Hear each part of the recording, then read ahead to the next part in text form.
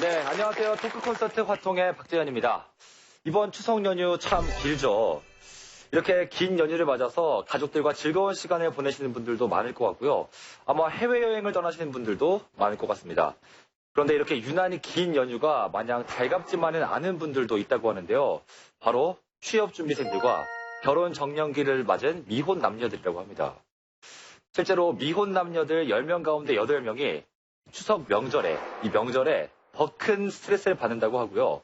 더 큰 스트레스를 받기 때문에 과도한 음주를 하게 되고 이 과음은 결국 갈등을 더 크게 폭발시키게 되죠. 그래서일까요? 실제로 한 통계조사에 따르면 평소보다 이 연휴에 일어나는 가정폭력 발생 건수가 2배가량에 이른다고 합니다. 참 우리 시대 청년들 하루하루 힘들게 살아가고 있는 것 같습니다. 오늘 제가 여러분께 소개해드릴 멘토님은요. 이렇게 하루하루 힘들게 살아가고 있는 청년들을 위해 정확한 진단을 내려주실 분입니다. 오늘의 화끈한 멘토를 여러분께 소개하겠습니다.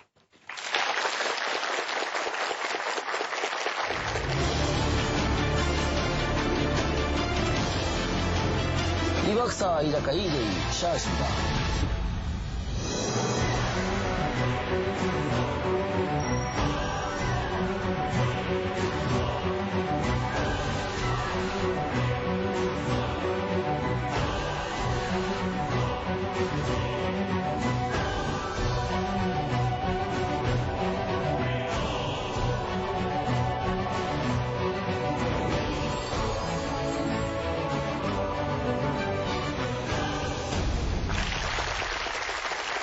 네, 오늘의 화끈한 멘토 이동형 평론가님입니다. 반갑습니다. 네, 반갑습니다. 네. 네, 우리 멘토님의 별명이 팟캐스트계의 유재석이다. 네. 이렇게 알고 있는데 네. 어떻습니까? 다들 인정을 전혀 안 하시는 것 같아요. 네, 그래도 이 진행하시던 팟캐스트 네. 프로그램이 올해 초에 종영을 했는데 네. 시청자들이 많이 아쉬워할 것 같아요. 많이 아쉬워했죠. 네. 만 5년을 끌어왔던 방송이고, 누적 다운로드가 한 4억 뷰 가까이 했으니까. 네. 또, 개인적으로 저한테는 제 인생을 바꾼 그런 계기가 됐던 방송이고 해서. 네. 아쉽기도 하지만, 그 최고일 때 제가 그만뒀거든요. 최고의 자리에서. 박수 칠 때. 그런 하다. 네. 네. 미련 없이. 네. 그런 거에 대해서도 시원섭섭하기도 하고 하는데, 진행자가 왜 이렇게 잘생겼어요? 비교되게. 그 여성 MC가 한다고 듣고 왔는데, 굉장히 기분이 나쁘네요. 네. 칭찬으로 받아들이도록 하겠습니다. 사실 이 팟캐스트 제작 현장이 굉장히 궁금한데요. 저희는 이 방송 제작만 알다 보니까 팟캐스트는 어떻게 녹음이 이루어지고 또 정치권 인사들은 어떻게 섭외를 하는지 궁금하거든요. 일단 누구나 할 수 있죠. 여러분들도 맘만 먹으면 그 핸드폰 하나로도 녹음할 수 있고 업로드할 수 있고. 네. 그러니까 제작비가 전혀 안 들고 그렇게 해서 아무나 할 수 있는 방송이에요. 저희도 처음에 그냥 자취방에서 녹음해서 시작했었거든요. 네. 근데 일이 커지다 보니까 따로 녹음실을 구하고 PD도 구하고 작가도 구하고 이렇게 커졌었는데 그런 거는 이제 사실은 10명 들을 때랑 100만 명 들을 때랑 다르잖아요. 네. 100만 명 들을 때는 아무래도 방송 들으시는 환경이 좋게 만들어지기 때문에 나름대로 투자를 좀 하는 거죠. 네. 그리고 정치인들 같은 경우에는 처음에는 저희가 인기 없을 때는 섭외하기가 굉장히 힘들었어요. 네. 팟캐스트 때 나와주세요. 뭐야 그게? 이랬었는데 네. 나중에는 이제 여기에 위력을 알고 서로 전화해서 나오겠다고. 특히 선거철에는. 네. 굉장히 그래서 제가 거절하는데 애를 먹었습니다. 네. 정치인들 특성상 당선되고 나니까 싹 입을 닦더라고요. 네, 오늘 멘토님의 강연 기대가 되는데요. 그럼 박수로 강연 청해 듣도록 하겠습니다.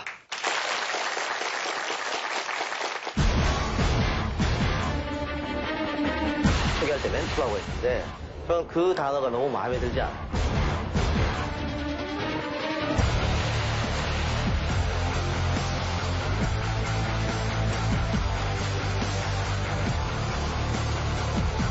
기분 나쁘게 간 거지 지금?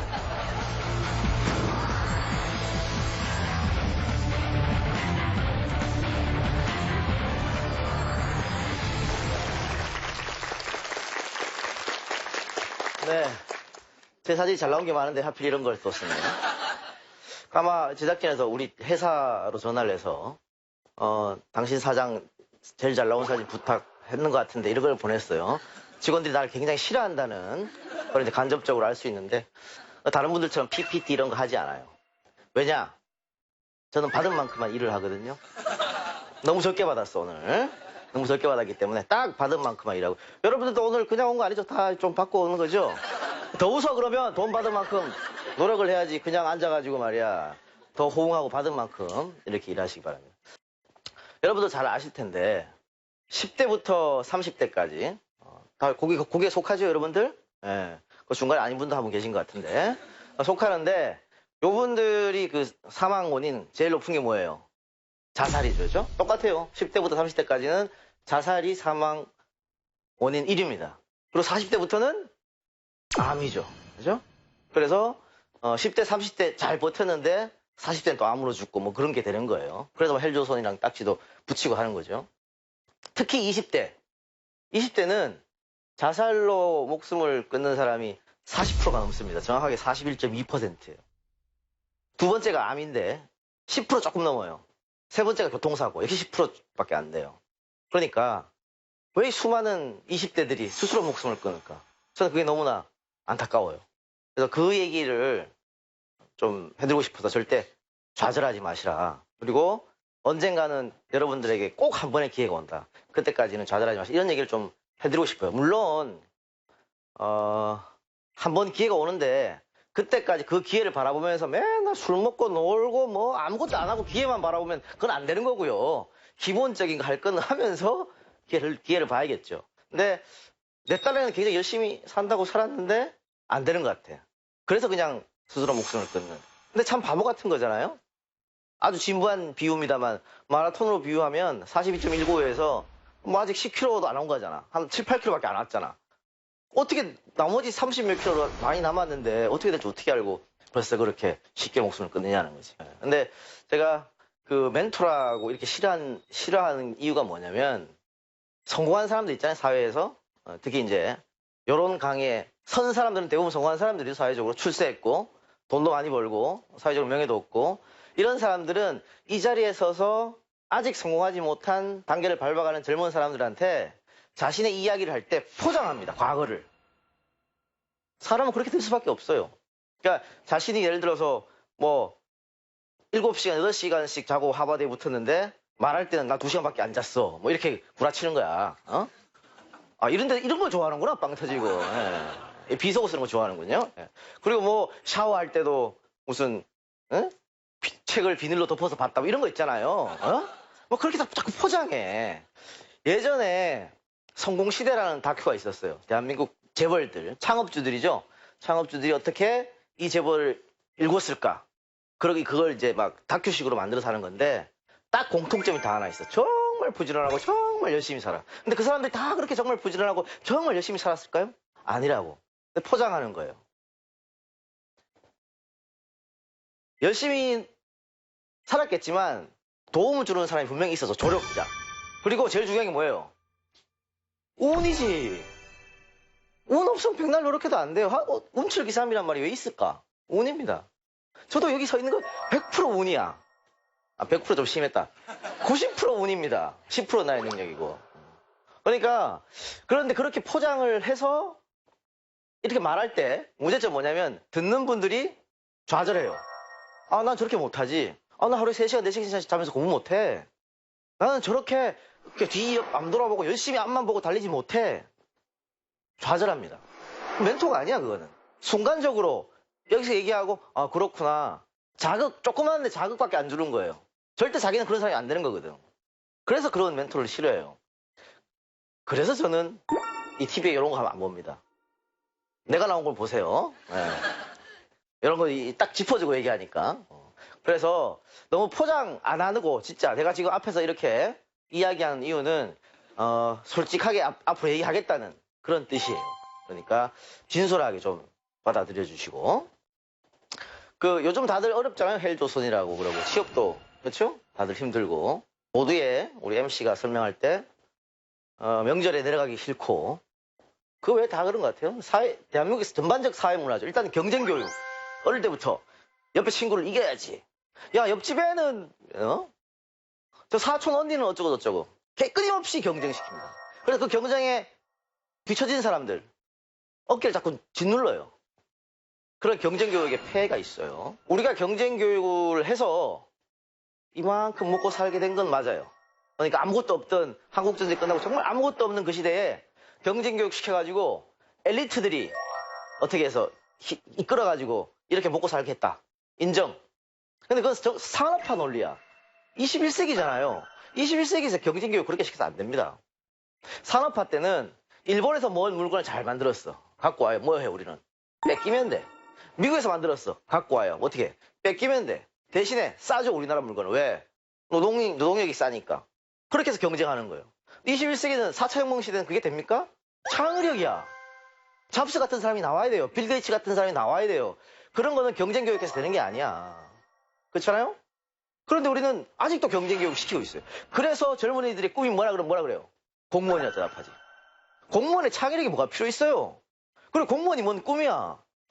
여러분들 어릴 때, 초등학교, 중학교 때, 혹은 유치원 때, 아, 나는 미래에, 넌 미래에 뭐가 되고 싶니? 아, 저는 공무원이 돼서 민원인들 오면 상담받고, 인감증명 떼주고, 그런 꿈 꿨어요? 아무도 그런 꿈 안 꿨을걸? 저 사진 좀 바꿔줘. 화통으로 바꿔줘. 아, 이게 굉장히 부담스럽네, 이 돌릴 때마다. 예. 그런 꿈 아무도 안 꿨을 거 아니에요. 근데 왜 그런 꿈을 꾸게 됐냐? 경쟁 때문에. 나는 살아야 되니까. 나만큼은 살아야 되니까. 공무원 시험이 굉장히 경쟁이잖아요. 경쟁에서 이겨야 되니까. 어릴 때부터 그런 교육을 받았거든. 그래서 경쟁에서 지면 누구 탓이야? 국가 탓이에요? 내 탓이지. 그렇게 생각해요. 왜 자기들 탓이야, 그게? 자기 탓이 아닌데. 그러니까 경쟁 교육은 그렇게 사람을 피폐하게 만들고 창의력을 제로로 만들어버려요. 구구단 배울 때 뭐해, 벌써? 2차 함수 배우고 있는 애들도 있어요. 왜? 그것도 경쟁이죠? 또, 가장 큰 문제 경쟁 교육의 문화. 또 하나는 남의 시선을 의식하는 문화예요. 이거 경쟁 교육에 연결되는 건데, 야, 옆집에는 저만큼 한다. 자꾸 남의 시선 의식합니다. 우리 결혼할, 이제 젊은 여성분들 오늘 많이 오셨는데, 특히 여성분들이 심할 거예요. 시집 갈 좀 나이 때쯤이면 친구들이 뭐 물어봐요? 집은 몇 평에서 시작하니? 뭐 이렇게 묻죠? 에? 주위에서도 막 물었습니다. 큰 집이 좋고 막 이렇게. 에? 결혼식 어디 호텔에서 해? 뭐 이런 식으로. 다 비교하는 거야. 남의 눈을 의식하는 거거든. 허례의식. 대한민국 사람들이 SNS를 왜 이렇게 좋아할까요? 좋잖아. SNS 딱 이렇게 올려가지고 루이비통 앞에 찍어서 뒤에 안 보이게 이렇게. 예. 저는 이런 문화가 없어지지 않는 이상 이 헬조선이라는 말 없어지지 않다고 봐요. 명절 때도 마찬가지죠. 명절 때 내려가면 당장 뭐 취업은 했니? 이거부터 물어봅니다. 참 오지랖도 넘지. 그거 왜 물어본지 모르겠습니다. 별 걱정은 그냥 던지는 말이죠. 사실 그렇게 걱정도 안 해, 친척들이. 시집은 언제 가니, 장가는 언제 가니 이런 거. 그런데 뭐 그게 물어보고. 그걸 물어보는 것도 화가 나는데 또 다른 집엔 어땠대더라. 이렇게 되니까 내려가기 싫은 거잖아요. 남 눈 의식하고 허례 의식하고 비교하는 문화는 쉽게 없어지지 않을. 여러분들이 아마 죽을 때까지 없어지지 않을 거예요. 그 문화는. 그런데 교육은 어때요? 바꿀 수 있죠. 그렇죠? 이거는 국가 정책으로 충분히 바꿀 수 있는 문제입니다. 그런데 안 바뀌어지죠. 이게 보수와 진보가 한 번씩 크로스하면서 정권을 잡으니까 이게 안 바뀌어지는 거예요.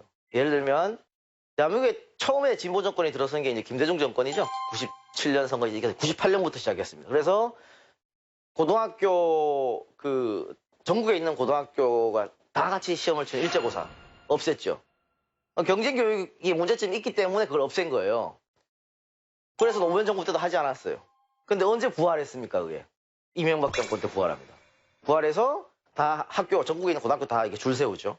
그래서 선생님들도 체크합니다. 그래서 성적 좋은 선생님들한테는 뭐 보너스를 주고 아니면은 마이너스를 주고 이런 걸 하거든요. 근데 그거는 뭐 진보가 낫다, 보수가 낫다 할 수 없는 게 그건 어떻게 보면 보수의 가치예요. 그렇기 때문에 그렇게 하는 거거든.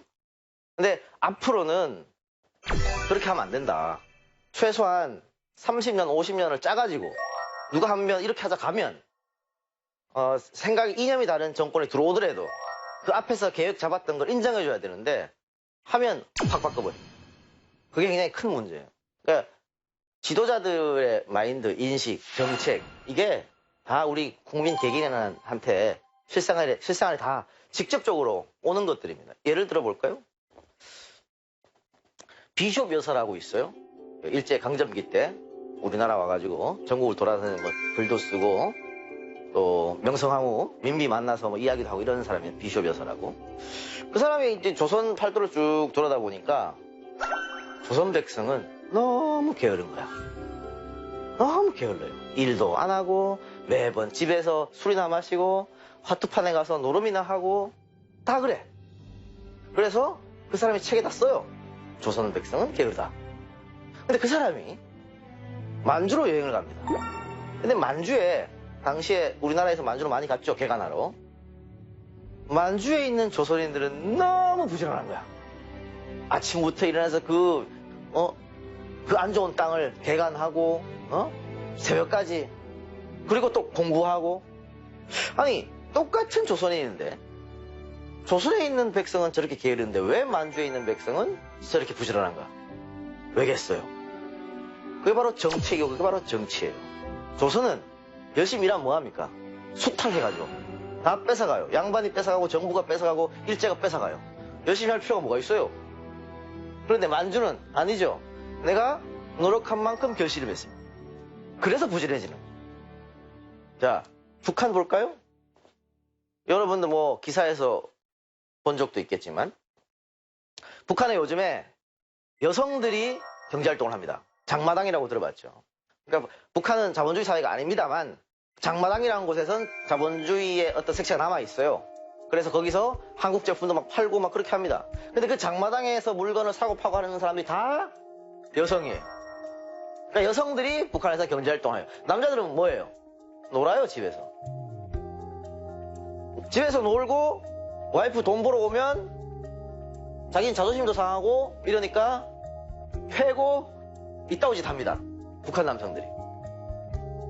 북한 남성들이 한국 남성보다 왜? DNA가 나빠서 그럴까요? 아니요. 북한에는 일하고 싶어도 일할 데가 없어요. 그래서 북한 남성들은 뭐예요? 집에서 노는 거예요. 공장이 안 돌아가니까. 누구 잘못입니까? 국정은 잘못이지. 또 정책의 잘못이지. 바로 이런 거거든요. 그래서 아까 제가 말씀드린 거 여러분들이 경쟁에서 졌어. 난 도태됐구나 이 사회에서. 이거 안 바꿔주나 진짜? 그게 우리나라 사람은 다 자기 잘못이라고 생각하잖아. 벌써 우리는 그렇게 생각하는 거예요. 잘못됐거든요. 그건 정부 잘못인 거예요. 국가는 국민의 생명과 재산을 보호할 의무가 있죠. 마찬가지입니다. 일하게끔 만들어주는 게 국가의 의무예요. 그런데 지금 대한민국에서는 젊은 친구들이 결혼도 안 하려고 그래요. 아이도 안 낳으려고 해요. 왜? 어려우니까 경제적으로. 그게 왜 자기들 탓이야? 국가 탓이지. 프랑스 같으면 난리 났어요. 다 때려부시고. 그렇게 우리가 정치에 관심을 가져야 되는 게 하여튼 그런 이유입니다. 제가 두 가지 얘기했습니다. 교육의 문제점 그리고 남과 비교하는 또 사회 문제점. 남과 비교하고 또 끊임없이 경쟁 교육을 받아왔기 때문에 그 경쟁에 도태되는 순간 내 인생은 끝났다고 생각하는 거예요. 미래에서 온 어떤 사람이 야 10년만 참아봐. 10년 뒤에 네 모습이야. 멋있지? 그럼 어떻게 해요? 참겠지? 누가 다 참겠죠? 그런데 인생은 안 그렇잖아. 근데 저는 그래서 재밌는 것 같아. 10년 뒤에 내가 어떻게 될지 어떻게 알아요? 그죠? 그래서 그냥 재밌는 미래를 꿈꾸면서 계획을 잡고 내가 이렇게 해야지 하지 말고 그냥 지금 내 앞에 있는 것만 열심히 하면 몇 번의 찬스는 반드시 온다고요. 아까 제가 운이 많이 작용한다 했잖아요. 대한민국 재벌의 흥망사를 봐도요. 성공할 때나 실패할 때나 거의 다 운이 크게 작용합니다. 운의 흐름이 타서 성공하고 운의 흐름이 실패해서 안 되는 거예요. 근데 우리 많은 친구들, 젊은이들 80년, 90년, 요즘 90년 100세 시대라는데 한두 번 안 올까요? 반드시 와요. 그러니까 스스로 그냥 지금의 일을 준비하면서 열심히 하면 돼. 좌절하지 말. 제가 27에 대학을 졸업했어요. 27에 대학을 졸업했는데 저는 죄송하지만 조금 집이 있는 집이었어요.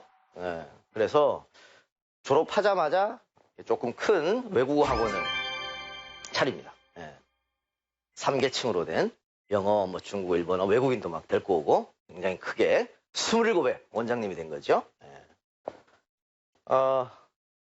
근데 내가 왜 겁도 없이 그렇게 했냐? 물론 결론부터 말씀드리면 대실패했어요. 폭망했어요. 아버지가 30년 동안 벌으신 돈 제가 3년 만에 까먹었습니다. 예.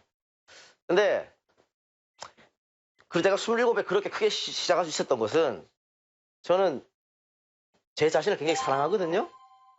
여러분도 꼭 그런 거는 자기 자신을 사랑하면 절대 자살 안 하겠지. 이거 필요해요. 27년 인생 뭐 그렇게 고비가 없을 거 아니에요. 웬만하면 내가 하고 싶은 일은 다 했고 내 저 여자 괜찮은데 뭐 이러면 다 이렇게 꼬셔서 사귀고 뭐 그랬어요. 그러니까 나는 뭐든지 하면 무조건 된다는 자만감이 있었어.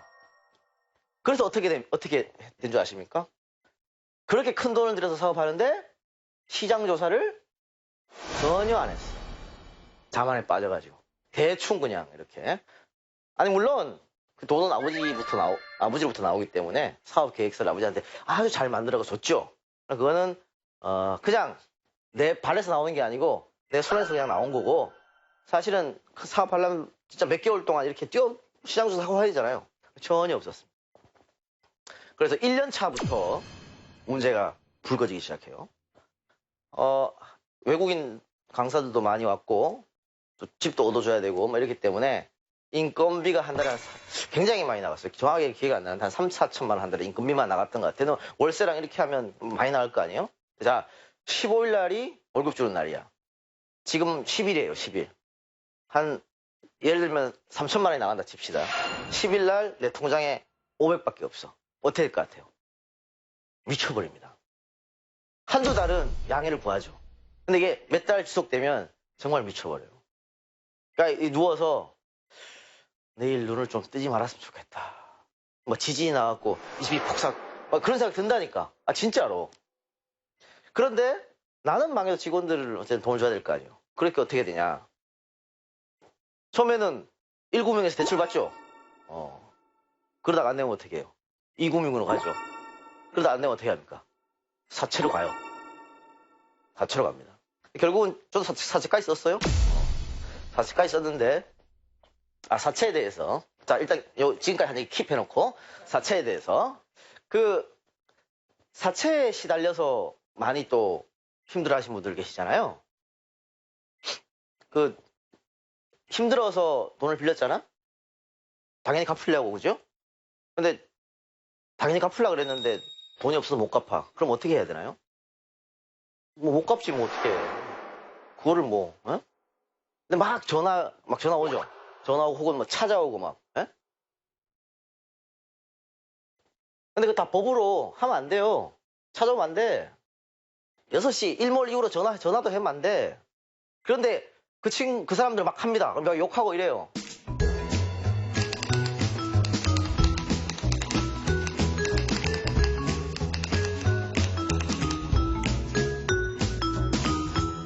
근데 우리는 내가 돈 빌려 못 갚으니까 내 잘못이지 하고 그 수모를 다 감당하잖아요. 그럴 필요 없어요. 저는 오히려 저기서 욕 한마디 하면 2마디 더 했어요. 이게 법을 알고 모르고의 차이점인데, 특히 젊은 층들 목숨을 끊는 사람은 참 제가 어떻게 보면 화가 나기도 한데 아직 기회가 많거든요. 근데 그 빚 때문에 내 목숨과 빚을 바꾼다는 게 그렇잖아요. 아직 어떻게 될지 아무도 모르는 건데. 그러니까 저도 그래서 결국은 다시 요 얘기 다시 들고 와서 저도 그래서 신용불량자가 됐어요. 그리고 자, 호기롭게 출발했을 거 아니에요. 27살 때니까. 친구들 그냥 이제 겨우 취업한다고 아까 공무원 계속 얘기하는데 그때 제 친구가 공무원 합격했는데 100만 원도 못 받았어요. 나는 하루 저녁에 100만 원도 쓰는데 학원 잘 될 때는. 그래서 내가 막 놀리기도 하고 이랬는데 뒤바뀌었잖아. 사람들이 막 손가락질 하는 거 느끼고 어떻게 할까? 돈은 다 까먹었고 딱 3년 했으니 그때 나이 30이었습니다. 나한테 남아있는 게 뭘까? 김대중 대통령이 정말 많은 좌절 끝에 대통령이 당선된 사람이죠. 국회의원 선거 4번 떨어졌어요. 굉장히 부자였었는데 해운사업에 성공해서 그 재산도 바닥이 났습니다. 5번째 만에 국회의원 당선됐는데 이틀 만에 쿠데타 터져가지고 배지 한 번 못 달아봤어요. 대통령 선거는 4번 도전했죠? 5번 도전했나요? 네. 71, 87, 92, 4번 도전했네요. 3번 떨어졌죠? 그러니까 선거에. 그리고 사형 선고도 받았죠? 가택연금 당했죠? 테러도 당했죠? 그 어려울 때마다 이렇게 A4 용지에 이렇게 A4 용지에 반으로 이렇게 썼대요. 반을 나눠가지고 지금 어려운 현 상황을 쓰고 왼쪽에는, 오른쪽에는 나한테 남아있는 거, 희망적인 걸 썼다는 거지. 그래서 희망적인 걸 보고 앞으로 나 이런 일을 해야겠다라고 판단했다는 거예요. 그래서 저도 따라해봤어요. 그때 30살 때 신용불량자가 돼서 이렇게 반을 접어서 지금의 내 상태, 암울하지, 앞이 전혀 보이지 않는. 그리고 오른쪽에는 그럼 내가 잘할 수 있는 게 뭘까? 여러 가지 쭉 적었는데 아무짝에도 쓸모가 없더라고. 내가 잘하고 잘할 수 있는 여러 가지 적었는데, 그런데 일본어가 하나 이렇게 있었어요.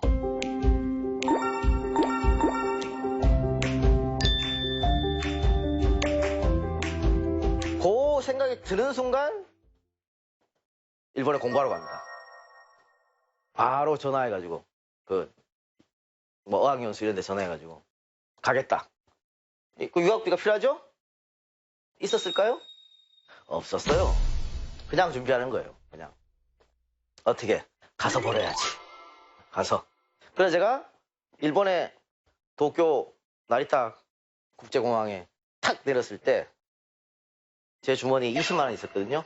2만행. 당시 환율로 하면 16만 원입니다. 딱 2만행이 있었는데, 기숙사비는 내가 한국에서 미리 줬었고, 딱 한 달치만, 기숙사비는. 일주일을 그냥 학교하고 이제 집 왔다 갔다 하니까 바닥이 났어, 돈이. 하나도 없어. 어떻게 해요? 무작정 그냥 거리로 나갔습니다. 무작정. 그래서 어떻게? 일 좀 주세요. 왜? 어려움이 닥치면 다 하게 돼 있어. 당장 굶어 죽게 생겼는데 어떻게 합니까? 그래서 그때 일자리도 없고 더 좋은 거. 한국인 가게가 아니니까 어떻게 돼요? 일본어가 훨씬 더 빨리 되는 거죠. 그래서 남들 2년 졸업하고 1년 만에 졸업했거든요. 그런 식으로 이렇게 하다 보니까. 그리고 알바하면서 돈도 많이 벌었어. 뭐 외국에서 쓸 게 없잖아요.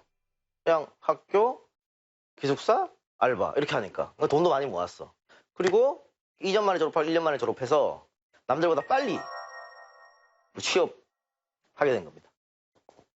근데 뭐 한국에도 많지만 일본에도 나쁜 놈들은 어디 가나 있잖아요. 취업 사기를 당했어. 그러니까 비자라는 게 필요하잖아요. 일단 저는 학생 비자로 갔는데 그쪽에서는 취업을 했으니까 취업 비자로 바꿔줘야 되는데, 바꿔주겠다고 해놓고는 학생을 한 3개월, 6개월 계속 그냥 쓰고 비자 못 주겠다 하고 또 다른 사람을 이렇게 하는 거예요. 거기 당했어. 당했는데 또 열심히 뭐 이력서를 썼죠. 그 와중에도 이력서 써서 다른 회사에 또 일본, 역시 일본 회사인데 취업을 했는데, 저랑 아주 오랫동안 만나던 친구가 있었는데 갑자기 이별 통보를 하더라고. 한국에서 한 5, 6년 만난 친구가 있었는데 굉장히 힘들었어요. 그리고 제가 일본에서 한국을 온 결정적 이유는 환율인데, 환율이 굉장히 지금 한 1,000원 하죠. 근데 그때는 계속 떨어져가지고 700원까지 떨어졌거든. 제가 거기서 30만 엔을 받았는데 월급을. 구태여 외국에 있을 필요가 없어요. 그냥 무작정 왔어. 무작정 한국 와서 이력서를 한 200통, 300통, 500통 여러분들이 하던 거. 근데 안 되더라고. 왜 안 될 것 같아요? 나이 와서 33쯤 됐으니까 신입으로 받아주지 않고, 경력이 뭐가 있어? 당연히 안 되는 거고. 그래서 어떻게 합니까? 아까 일본에서 돈을 좀 벌었다 했잖아요. 그 돈을 종잣돈으로 다시 사업을 합니다. 여러 가지 사업 많이 했어요. 뭐 수입업 같은 거, 중국에서 보고 수입해서 이렇게 파는 유통업, 요식업, 소위 말하는 식당도 했어요. 한 4개를 했습니다. 2년 동안. 어떻게 했을까요?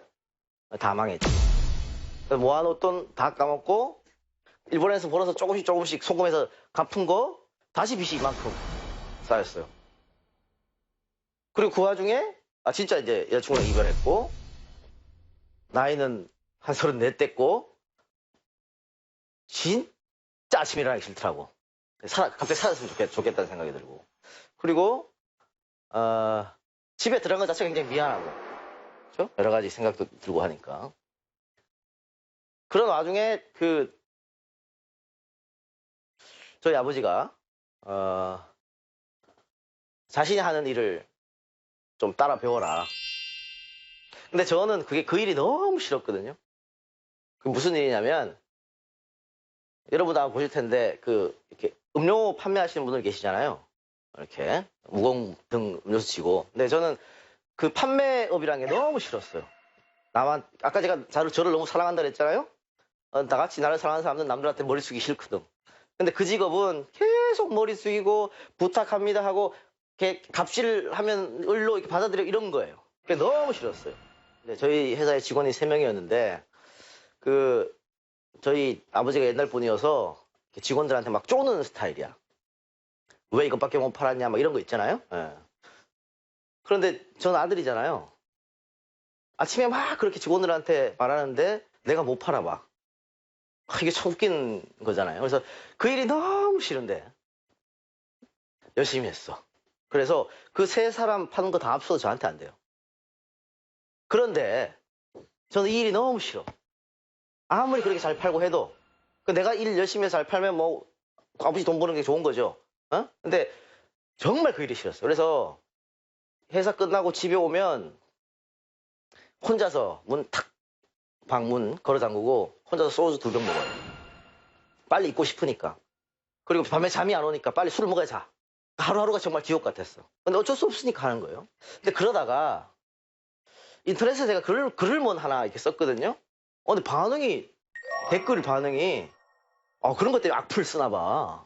반응 때문에. 근데 반응을 보고 너무 좋은 거야. 그래서 연재를 하기 시작했어요, 글을. 그게 희대의 명저. 비웃었어요, 방금 지금? 사회학 서적 중에 가장 베스트셀러였다는, 들어보셨을지 모르겠습니다만, 영원한 라이벌 김대중 대 김영삼이라는 책이거든요. 20세를 넘게 찍었어요. 사회학으로서는 굉장히, 독보적인 거죠. 근데 어쨌든, 그걸 제가 연재를 1년을 했는데, 인터넷에. 그거 할 때 너무 행복한 거야. 그 글을 쓸 때. 그래서 아침에 나가서 막 땀 흘리고 일하는데 하기 싫은데 계속 이거 빨리 끝내면 집에 가서 글 쓸 수 있겠지? 이 생각이 드는 거죠. 근데 어떻게 그게 입소문이 나가지고 출판사에서 연락이 온 거야. 그래서 우리 서울로 갑시다. 당신이 전업작가가 돼야 된다. 그래서 제가 이제 아버지한테 얘기를 했죠. 서울 가겠다. 택도 없는 이야기지. 엄청난 반대에 부딪힙니다. 절대로 안 된다. 네가 지금까지 하고 싶은 것 다 들어줬지 않느냐. 학원 하고 싶다고 해줘서 일본 가고 싶다 그래서 되는 게 뭐가 있냐. 근데 지금 어쨌든 기반을 좀 잡았는데 이것도 뿌리치고 간다는 것은 말이 안 되는 거다. 근데 제가 어떻게 설득했냐면 아까 여러분한테 그대로 얘기했습니다. 나는 아침에 출근하는 게 지옥과도 같다. 내가 하고 싶은 일 하겠다. 난 밥 굶어도 괜찮다. 그래도 안 된다는 겁니다. 부모의 마음이겠죠. 그래서 타협을 했어. 그러면 1년만 갔다 와라. 근데 나는 1년 안에 성공해야 되는 거야. 그게 말이 돼요? 근데 저질러 일단. 여러분들한테 말하고 싶은 게 그거예요. 하고 싶은 거 재지 말고 하세요. 그러다 보면 기회가 온다니까. 그래서 제가 서울로 갑니다. 첫 책이 성공했으니까. 두 번째 책을 제가 한 달 만에 썼어요. 참 빨리 써. 두 번째 한 달 만에 써서 딱 시장에 딱 내는데 어떻게 했습니까? 3,000권을 찍었거든? 1세를 500권 팔렸어요. 2,500권 반품이야. 야, 큰일 났네. 두 번째 책도 성공해야 이제 내가 전업작가로 살아가는 거 아니에요. 근데 두 번째 책이 그렇게 소위 말하는 박살이 났으니까 아버지 얼굴도 아른거리고 내려가야겠구나 이런 생각 들고. 두 번째 책 딱 쓰고 나니까 어땠습니까? 시간이 굉장히 많이 남아들죠. 뭐 직장도 없고 매운 자취방에 그냥 앉아서 컴퓨터를 하고 있고 뭐 예? 컴퓨터 고스톱 치고 뭐 이런 세월. 근데 그때 여러분들 다 들어보셨겠지만 나는 꼼수다라는 게 엄청나게 히트를 할 때입니다. 인터넷 팟캐스트 뭐 1000만 명이 들었다고 하는. 내가 이 들어봤어요. 워낙 유명하다 그러니까. 근데 딱 들어보니까 아씨 나도 이 정도 하겠더라고. 나도 이 정도 하겠는데? 그래서 제가 맨 처음에 아까 말씀드렸던 그 인터넷에 연재했던 거기 커뮤니티 있을 거 아니에요? 게시판에? 워낙 제 글이 인기가 있었기 때문에 사람들이 저를 알아요. 그래서 제가 나는 꼼수다 같은 팟캐스트를 만들려고 합니다. 근데 혼자 못하니까 뭐 원고도 제가 쓰고 다 할 테니까 한 2분 정도 같이 할 분 모실게요. 서울에 친구가 없어서. 근데 그 댓글이 다 내 팬들이었는데 댓글이 뭔지 아세요? 한 200개 달린 댓글이? 다 반대야. 100% 실패할 거다. 하지 마라. 아무나 하냐 그런 거. 나는 꼼수다는 뭐 국회의원도 있고 오랫동안 방송한 사람도 있고 기자도 있고 뭐 우리가 어떻게 하냐. 정말 한 명도 찬성한 사람이 다 반대였어요. 근데 거기서 그렇구나 하고 안 하면 어떻게 돼요? 저는 지금 이 자리에 없는 거죠. 내가 얘기했잖아요. 그냥 하고 싶으면 하세요. 하면 되지도 안 되는 찬스가 오는 거예요. 근데 아예 이렇구나 안 해버리면 주위에 반대가 심하니까 안 해버리면 요만큼의 기회도 없는 거야. 근데 하면 기회가 생길지도 모른다는 가능성은 있는 거잖아요. 근데 그런 말씀을 드리고 싶은데 어쨌든 그렇게 시작을 합니다. 스타트를. 처음에는 몇 명 안 들었겠죠? 근데 한 3개월 지나니까 이렇게 조금 반응이 오더라고요. 그리고 6개월 정도 지나니까 정말 이제 몇십만이 듣는 그런 팟캐스트가 됐어요. 그리고 한 1년 지나니까 몇백만이 듣는 팟캐스트가 됐고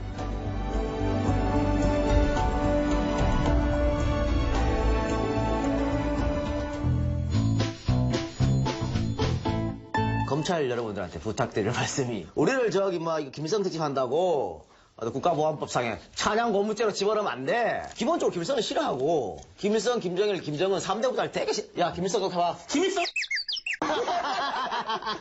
김정일 또 하나 방금 이렇게 이 박사가 욕을 했다고 우리 남한에 지금 계시는 고정관측 이거 하면 안 돼. 브라우닝 건처고 그러면 안 된단 말이야. 제 방송을 많이 들어주니까 어떻게 돼요? 제 책은 당연히 많이 팔리지. 아까 그 500권 찍었다는 거 3,000권 다 팔고 한 10대 번 더 찍었어요. 이렇게. 책도 더 팔려지니까 유명세가 오죠? 오늘 방송국에서 불러주고 계속 이렇게 선순환으로 돌아갑니다. 팟캐스트에는 광고가 붙고 내 스스로가 굉장히 유명세도 띄고 돈도 벌고 뭐 이렇게 되는 거예요.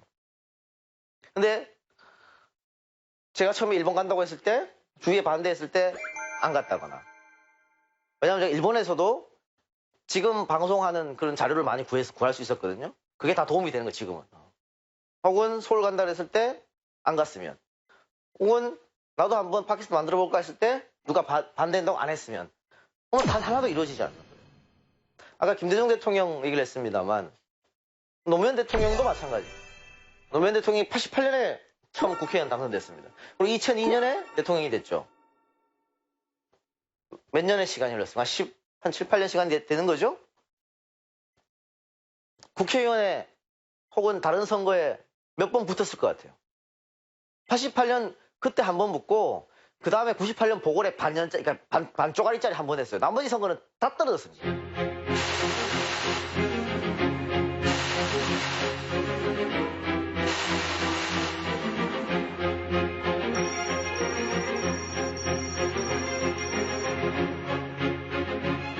그래서 주위에서 정치인 하지 말고 그냥 변호사로 복귀해라. 왜냐면 정치하면 돈도 많이 깨지기 마련이고 사람이 피폐해져요. 나를 응원하는 사람도 있지만 반대하는 사람도 있고 하다 보니까. 근데 그런 주위의 말 다 들었으면 지금의 노무현 사람이 없는 거죠. 근데 하고 싶은 일이잖아. 자기는 꼭 의지를 가지고 신념을 가지고 이거 하면 되겠다고 생각하니까 하는 거잖아.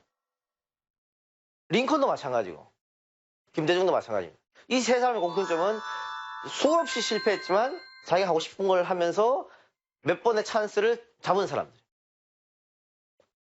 여러분들도 많이 갈등을 할 거예요. 인생은 갈등 속에서 끊임없이 이루어지는 선택이거든요. 초등학교 때 아주 중요할 때 어떤 선택, 고등학교에서 대학교 올라갈 때 어떤 선택, 대학교에서 농구할 때 어떤 선택, 어떤 선택을 하냐에 따라서 앞에 인생이 달라져요. 달라지는데 A를 선택하든 B를 선택하든 어차피 거기에 맞는 기회는 오게 돼 있습니다. 그런데 아무것도 하지 않으면 가능성 자체는 아예 사라져 버리는 거거든요. 젊은이들이, 특히 20대 젊은이들이 왜 이렇게 좌절하면서 스스로 목숨을 끊냐? 가장 큰 거는 또 하나가 대한민국이 패자부활전이 없는 나라라는 거죠. 한 번 실패하면 그걸로 끝이다 라고 생각하는. 그러니까 예를 들면은 취업이 잘 안 돼? 아, 나는 창업에 재능이 있는 것 같아. 근데 돈은 없어. 그래서 국가에서 많이 요즘 지원하니까 국가에서 돈을 빌려가지고 창업을 했어. 한 1, 2년 만에 망했어. 엄청난 빚을 떠안을 거 아니야. 그럼 그걸로 주저앉아요. 좌절해버린다고. 그런데 그 좌절하고 나서도 몇 가지 나한테 있는 가능성이 있다니까. 희망이 있다니까. 그것만 바라보면서 여기서라도 이제 크게는 못하겠지만 작게라도 뭐라도 이렇게.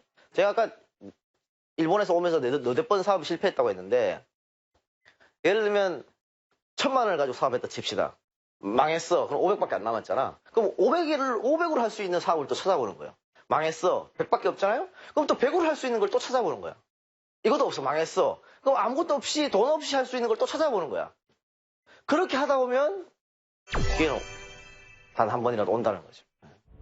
그 기회를 잡는 사람은 특별한 사람이 아니에요. 어느 정도 운이 따라주고, 뭐 이렇게 또 시대가 맞고, 도와주는 사람이 생기고 하다 보면은 맞아 떨어지는 거죠. 제가 아까 그 서울에 와서 막 혼자 책 500권 팔고 좌절할 때, 소위 말하는 나는 꼼수라는 팟캐스트가 없었다면 어땠을까요? 아, 물론 그러면 저는 다른 걸로 성공했을 거예요. 그렇지만 이런 게 운이라고. 마침 그때 이런 게 나와주는 거죠. 그런데 운이라는 게 한 사람한테 집중적으로만 가는 건 아니에요. 그래서 여러분들 혹은 이 TV를 보고 계시는 젊은 분들 힘듭니다. 네. 저희 때만 해도 대학교 가면은 그냥 놀았어요. 술 먹고 연애하고, 뭐 취업 걱정 같은 거 전혀 하지 않았어. 또 등록금도 비싸지 않아. 근데 요즘은 그게 안 되잖아요. 그래서 굉장히 저도 기성세대 한 사람으로서 굉장히 좀 미안한 마음, 또 짠한 마음이 있어요. 젊은 사람들이 놀아야지. 응? 저렇게 다들 힘들어하고 걱정하고 이러니까. 근데 그거를 뭐 개인의 잘못으로 치부하고 이럴 수는 없으니까 우리가 또 공동체 의식을 가지면서 조금씩 세상을 바꿔보려고 하는데, 그 바꿔보려고 하는 와중에 제일 중요한 거는 청년들의 마인드인 거죠. 마인드. 조금 안 되면 좌절, 이게 아니고 나한테 올 수 있는 기회를 좀 잡으려고 하는 어떤 노력이란 말은 쓰고 싶지 않은데 어떤 그런 것들, 그런 준비를 좀 해나갔으면 하는 바람으로 제가 하여튼 이 자리에 있었습니다. 어쨌든 오신 분들 특히 돌아가셔가지고 제 이름 검색해서 책도 좀 많이 사주시고 방송도 많이 듣고 그렇게 바랍니다. 하여튼 들어오셔서 고맙습니다.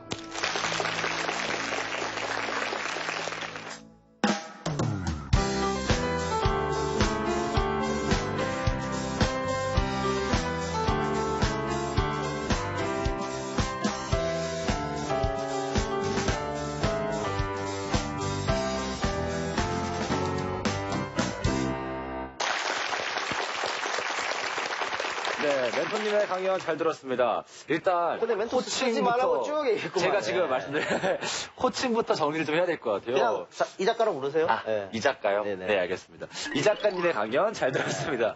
제가 가장 궁금한 게 이 팟캐스트의 주제를 정치로 정하게 된 이유가 있을까요? 저는 처음에 역사로 현대사로 정했거든요. 네. 우리 현대사가 굉장히 좀 암울하잖아요. 굉장히 슬프고. 근데 잘 몰라요. 여기에 대해서. 그리고 친일했던 사람들, 친일했던 후손들은 잘 먹고 잘 살고 있고, 독립했던 사람들, 독립했던 후손들은 힘들게 사는, 이런 것들을 좀 알려주고 싶었어. 그렇게 하면 우리 국민들이 투표할 때 조금 제대로 하지 않을까, 뭐 이런 생각들. 근데 이게 먹혀 들어갔다고 봐야겠죠. 예. 네. 그래도 이 팟캐스트를 진행하려면 미리 지식이 좀 있어야 될 것 같은데, 다른 공부를 미리 하신 적은 있어요? 그러니까 제가 아까 왜, 기회는 한 번은 온다. 그런데 뭐 먹고 노는 사람한테 오진 않는다고 얘기했잖아요. 그게 저는 어릴 때부터 학교 공부보다는 이렇게 잡지식 그거 너무 좋아했어요. 네. 그래서 뭐 역사책도 많이 보고 잡지책도 많이 보고 청소년이 봐서는 안 될 거 이런 것도 많이 보고 막 이랬었거든요. 근데 그런 것들이 제가 막 그런 거 보고 있으면 어릴 때 우리 엄마가 저 인간 안 되는 거 정말 저런 걸 보고 있나 했는데 다 도움이 되는 거예요. 그래서 지금 그 팟캐스트 하면 그게 참 도움이 됐고 또 처음에는 그냥 제 머릿속에 있는 것만으로 방송을 만들었거든요. 근데 그러다 보니까 많이 듣다 보니까 정말 전문가들도 있고 하는 거예요. 자꾸 지적을 하시더라고. 근데 그때부터는 일주일에 한 번씩 제가 국회 도서관 가서 살았죠. 준비는 어느 정도 해야 되는 거지. M4 세대, 예. 헬조선, 뭐 지옥 불반도라는 말까지 나올 정도로 굉장히 자주 섞인 목소리가 많은데요. 더 이상 이런 말이 안 나오게 하려면 어떤 게 가장 사회에서 변화해야 한다고 보십니까? 사회 공동체 인식도 바뀌어야겠고 가장 중요한 거는 정치권의 생각입니다. 근데 우리가 M4 세대 뭐 헬조선 하고 있는데 어떤 정치인들은 뭐 아프리카 가봐라 뭐 이런 얘기 하고 자빠졌잖아요. 네. 너무 화가 나잖아 그러면. 네가 가라 왜 울고 가라 그러니까.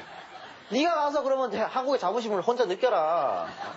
그렇게 말하고 싶고, 그러니까 정치인들의 의식부터 좀 바꿔야 되고, 저는 자조라고 얘기하는데 헬조선이다 그러고 M4 세대라 그러고, 저는 오히려 청년들이 그렇게 하면서 스트레스를 푸는 게 아닌가라는 생각도 해요. 네. 난 나쁘게 그런 단어 가지고 이야기하는 건 나쁜 것 같지 않은데 실제적으로 사실은 M4 세대 이런 게 있으니까 그래서 좀 많이 좀 안타깝죠. 이때 우리 뭐 어머니 세대, 아버지 세대들은 뭐 결혼하고 할 때 아무것도 없이 시작했잖아요. 뭐 숟가락 2개로 시작했고. 근데 그때는 그렇게 해도 살 수 있는 거는 희망이라는 게 있었거든. 네. 내가 이렇게 시작해도 5년 뒤면 집을 사고 10년 뒤면 어쩌고저쩌고. 근데 지금은 뭘 5년 뒤에 집을 어떻게 사? 못 사지. 이런 거 희망이 지금 사라진 거잖아요. 그래서 네. 그런 청년들에게 희망이 없는 사회는 정말 그 죽은 사회거든요. 그래서 그런 점이 상당히 안타까운데 특히 저는 젊은 청년들한테 남녀 다 똑같습니다. 많은 연애, 많은 사랑을 하라고 얘기하거든요. 네. 예를 들면 한 35세에 결혼한다고 치면 요즘에 결혼이 늦으니까 20세 때부터 연애하면 15년밖에 못 하잖아요, 연애를. 네. 그 뒤로부터는 한 사람하고 해야 되는 거잖아요. 물론 안 할 수도 있지만. 이 15년밖에 얼마나 아까워, 이거. 많은 사람을 만나라. 그리고 그래야 나중에 결혼도 좋은 사람이랑 해요. 진짜로. 이게 많이 만나보면 탁 보면 진단 딱 나와. 아이, 좋은 사람이 나쁜 사람이네. 그래서 정말 많이 연애를 하면 마음도 좀 여유로워집니다. 그래서 진짜 전 주위에 젊은 친구들 보면 연애 많이 해라. 이런 얘기하고 뭐 헤어질 때 굉장히 힘들어 하잖아요. 뭐 자동으로 뭐 다이어트도 되고 괴로워서 막 집착하기도 하다가 뭐 범죄로 이어지기도 하고. 근데 아니 헤어지면 찬스지 뭐 다른 사람 만날. 얼마나 좋은 찬스야. 긍정적 마인드로. 근데 제가 이렇게 말씀드릴 수 있는 거는 저도 그렇게 굉장히 힘들어 해봤거든. 헤어지고 나서. 지금 생각하면 막 이불킥이야. 내가 그때 왜 그랬을까? 부끄러워 죽겠어 지금 생각하면. 그냥 헤어졌잖아요. 헤어질 때 사람들이 생각하는 게 내가 어디 가서 이런 남자를 만나지? 또 어디 가서 이런 여자를 만나지? 웃기는 소리죠. 엄청 많아 그런 사람들. 널렸어. 절대 그 헤어졌다고 해서 슬퍼하지 마요. 찬스라고 생각해. 예 이렇게. 그리고 많이 만나면 나중에 추억을 이렇게 돌이켜봐도 좋아요 아주. 그래서 많이 연애해라. 그러니까 요즘에 나 추억 공부해야 하니까 연애할 시간이 없어. 네. 연애는 난 사치야. 이렇게 말하는 사람도 있죠. 그렇게 말하는 애들 공부도 못하고 취업 공부도 못하는 애들. 그거는 전혀 별개입니다. 그 시간하고 집중력 있게 책상 앞에 10시간 앉아있다고 10시간 공부하나요? 10시간 앉아있다고 해도 한 2시간밖에 공부 안 해. 다 볼펜을 쓰면서 머리를 딴생하고 이런다고. 그냥 5시간 연애하고 5시간 공부하고 그중에서 한두 시간 집중적으로 하고 이게 훨씬 나아요. 많이 좀 사랑을 좀 해라. 사랑을 많이 하게 되면요. 인터넷 악플도 당연히 안 쓰게 되고 부모님하고 싸우지도 않게 되고 뭐 그렇게 돼요. 네. 이 청년들의 마음에 약간 사이다를 들이부어주시는 듯한 이런 발언들을 많이 하시는데 아니요, 내가 부러워서 그래. 네. 나도 진짜 돌아가고 싶어서. 네. 인생을 살면서 누구에게나 기회라는 게 한 번쯤은 올 텐데 저희 작가님께서는 혹시 그런 기회를 놓치고 후회하신 적이 있으신지 궁금합니다. 저는 인생 살면서 후회라는 걸 잘 하지 않아요. 그러니까 자기애. 자신 사랑하기 날 때문에. 너무 사랑하기 때문에 후회하는 순간 내가 싫어질 것 같아가지고. 그리고 저는 계획 같은 거 안 잡습니다. 그러니까 이런 인터뷰도 좀 많이 하는데 물어봐요. 앞으로 계획을 묻잖아요. 계획 없어요. 아니 또 여러분도 계획 많이 잡아봤지? 계획 잡으면 계획대로 됩니까? 안 돼. 어차피 안 될 걸 뭐 오히려 실망만 하지. 그러니까 그냥 구체적 계획 말고 큰 동그리를 하나 생각해 놓고요. 그냥 오늘 내일 그냥 나한테 주어진 일 열심히 하면 되는 거예요. 그러니까 사실 저는 열심히 오늘 일도 사실 좀 열심히 안 해. 저는 내일로 미룰 수 있으면 최대한 미뤄요. 그게 아까 말한 집중력이거든요. 10시간 책상에 앉아있는 공부하는 거 아니잖아요. 네. 그러니까 제가 그 칼럼 쓰는 것 같아도 마감 시간이라는 게 이게 참 글 쓰는 사람한테는 고통인데 마감이 토요일 5시다. 그럼 오늘 금요일이야. 오늘 미리 써서 주면 되잖아요. 근데 금요일 날 쓰면 한 개 쓰는데 5시간씩 막 걸려. 근데 마감 1시간 전에 딱 쓰잖아요? 30분 만에 탁 쓰니까. 그것도 너무 잘 써줘. 사람이 쫓기다 보면. 그리고 그 전 시간은 여유를 가지면서 이렇게 하는 거죠. 그래서 이게 뭐, 사람마다 사는 스타일은 다르지만 저는 좀 그런 여유. 막 쫓기면서 아니 내일 걱정하면 되는데 오늘부터 어떡하지 뭐 어떡하지 하면 해결돼요? 안 되는데? 근데 그런 좀 여유를 좀 특히 젊은이들한테는 그런 여유를 좀 가졌으면 하는 바람이에요. 그리고 내일 돼서 막상 그 일이 벌어지잖아요. 안 죽어. 뭐 죽나요? 그래서 저도 많은 이렇게 실패를 해보다 보니까 실패라는 게 별거 아니라는 걸 느꼈거든요. 뭐 그것 때문에 당장 하늘이 무너지는 것도 아니고 그러니까 늘 그 걱정하면서 내일이 알았으면 좋겠다는 생각은 했지만 지금 생각해보면 내가 그 생각을 한다고 해가 안 뜨는 게 아니잖아. 그러니까 좀 마음의 여유를 가지고 살았으면 좋겠어요. 후회를 왜 합니까? 어차피 벌어진 일인데. 후회하면은 고쳐져요? 차라리 그 후회할 시간에 다른 거 하면 됩니다. 물론 뭐 이불킥은 할 수 있지. 그러면 다음에 또 비슷한 상황이 오면 그렇게 안 하면 되는 거예요. 누구나 한 번쯤은 좌절을 겪잖아요. 그러면 지금 현재 좌절을 겪고 있는 분들에게 격려의 말로 해주실 말씀이 있으신가요? 그런 게 만약에 없다면, 그런 좌절이 없으면 내가 뭔가를 이뤘을 때, 뭔가를 성취했을 때 기쁠까요? 나 안 기쁠 것 같아요. 저는 요즘에 이렇게 술을 한 잔 이렇게 하고 운전하면 안 되니까 그렇죠? 대리운전 뒤에 이렇게 앉아가지고 집에 이렇게 갈 때 네. 특히 우리 아버지한테 막 자랑하고 싶어. 아버지 나 이 정도면 성공한 거죠. 소리 와서 이렇게. 근데 그게 좌절이 없었다면 제가 첫 사업에 성공하고 그랬으면은 그런 게 생각이 들까요? 혼자 그냥 역시 나는 뭐 잘나가지고 처음부터 다 되는 거야. 뭐 이렇게. 그러면 갑질하게 되는 거예요. 응? 니들은 능력이 없어가지고 지금 방송국에 앉아있지? 이렇게 된다고. 깜짝이 놀라네. 진짜 그런 건 줄 알고. 네. 그렇게 된다고요. 그러니까 이 재벌 2세, 3세들 갑질하는 게 바로 그겁니다. 재벌 창업주들은 실패도 하고 성공도 하고 우여곡절을 겪어서 재벌이라는 걸 만들었어요. 그렇죠? 근데 2세, 3세는 어때요? 실패하는 게 뭐 있어? 아버지가 한 거, 할아버지가 한 거 그대로 이어받아가지고 외국 유학 갔다 와가지고 자 어떤 큰 회사가 있어요? 유학 갔다 온 아들이 있어. 야, 너 광고회사 해라. 광고회사를 만들어. 여기 있는 아버지 회사 광고를 여기 다 몰아줍니다. 30대에 성공한 CEO. 언론에 막 나오고. 한 번도 실패해 본 적이 없어요. 그러니까 갑질을 하는 거예요. 내 차 몰아주는 운전수한테 쌍욕하고. 우리 회사에서 열심히 같이 일해가지고 돈 벌어다 주는 우리 노동자들한테 막 욕하고. 그러니까 좌절이라는 것은 인생에서 필요한 겁니다.